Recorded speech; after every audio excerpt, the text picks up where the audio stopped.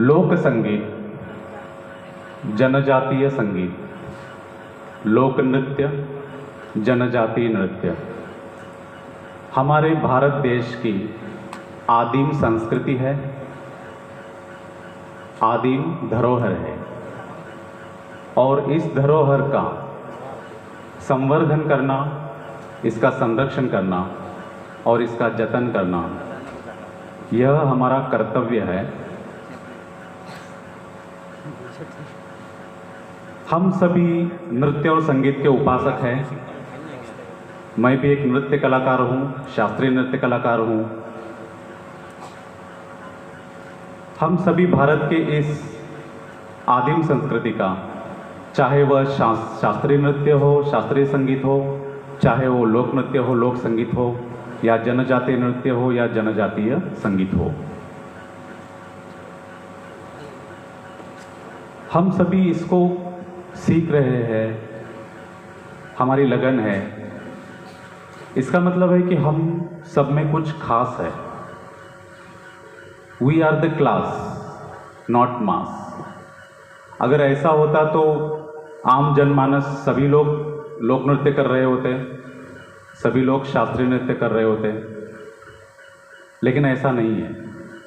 कुछ particular persons ही, ये लोक नृत्य हो चाहे शास्त्रीय नृत्य हो, लोक संगीत हो चाहे शास्त्रीय संगीत हो, सीखने की इच्छा रखता है, जज्बा रखता है और सीखता है इसको, इसका प्रशिक्षण लेता है।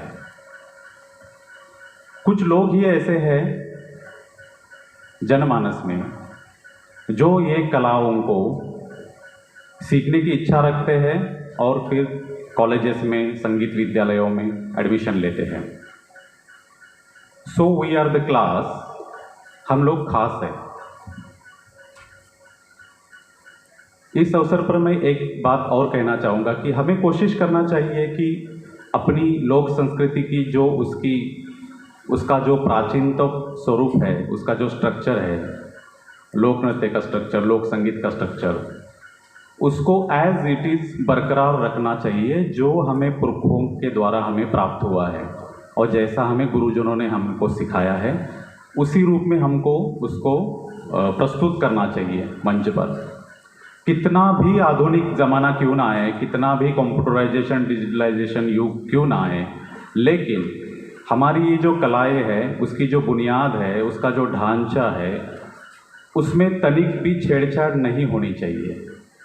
मॉडर्नाइजेशन के नाम पर, एक्सपेरिमेंट के नाम पर उसके साथ तनिक भी छेड़छाड़ नहीं होनी चाहिए। अगर आप एक्सपेरिमेंट कर भी रहे हैं तो उसके भी कुछ दायरे होते हैं, उसका भी कुछ रूल्स होते हैं, रेगुलेशंस होते हैं। तो ये हमें गुरुजनों से सीखना होगा पहले तो। ये मैं स्पेशली छात्रों के लिए बता रहा हूँ कि पहले हमें गुरुजनों से समझना होगा कि किस तरह से हम, अगर एक्सपेरिमेंट भी करना है तो कितने लिमिट तक हमको एक्सपेरिमेंट करना है। तो ये बात सभी लोग एक ध्यान में रखिए आप कि हमारा जो मूल नृत्य है या संगीत है, उसको उसी स्वरूप में प्रस्तुत होना चाहिए मंच पर। चाहे हम अपने त्रिपुरा में यहाँ प्रस्तुत करें, अगरतला में, या बाहर भारत के किसी भी शहर में प्रस्तुत करें, उसके उस मूल स्वरूप में ही हमें प्रस्तुत करना चाहिए, उसी पे हमारा फोकस होना चाहिए। एक बात मैं और कहना चाहूँगा, सभी माननीय विद्वज्जन मंच पर उपस्थित हैं। यहाँ कॉलेज में ग्रेजुएशन डिग्री तक लोक संगीत और लोक नृत्य में हमारे छात्र अध्ययन कर रहे हैं,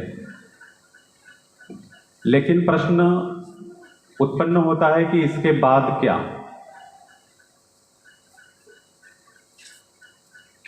जिन स्टूडेंट्स को लोक नृत्य में ही रुचि है, लोक संगीत में ही रुचि है, जिनको आगे लोक नृत्य, लोक संगीत में ही कैरियर बनाना है आगे चलकर पीएचडी लेवल पर, रिसर्च लेवल पर, तो क्या उनके लिए हमने कोई जॉब स्कोप पैदा किया है? क्या ऐसे कोई अवसर पैदा किया है हमने? ये हम सभी को कोशिश करना चाहिए। इसके लिए मैं निवेदन करूंगा सभी हमारे मंच पर उपस्थित जो भी हमारे विद्वज्जन हैं कि हमको हमारी चिंता ये भी होनी चाहिए कि ये छात्र ग्रेजुएशन तो लोक नृत्य में, लोक संगीत में करते हैं, लेकिन मजबूरी में उनको बाद में शास्त्रीय नृत्य की तरफ जाना पड़ता है। तो ऐसा ना हो।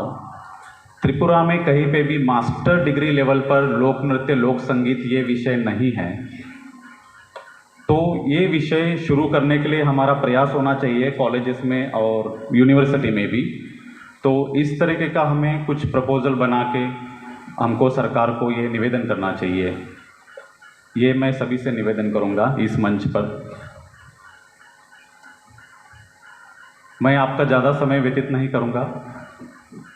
तो ये चीज़ें कुछ ध्यान में रखने लायक है छात्रों को, मैं सभी को। और मैं फिर से एक बार आप सभी को बधाई देता हूँ आज के इस अवसर पर, और मैं अपनी वाणी को विराम देता हूँ। हम्बाई जतोनो। धन्यवाद।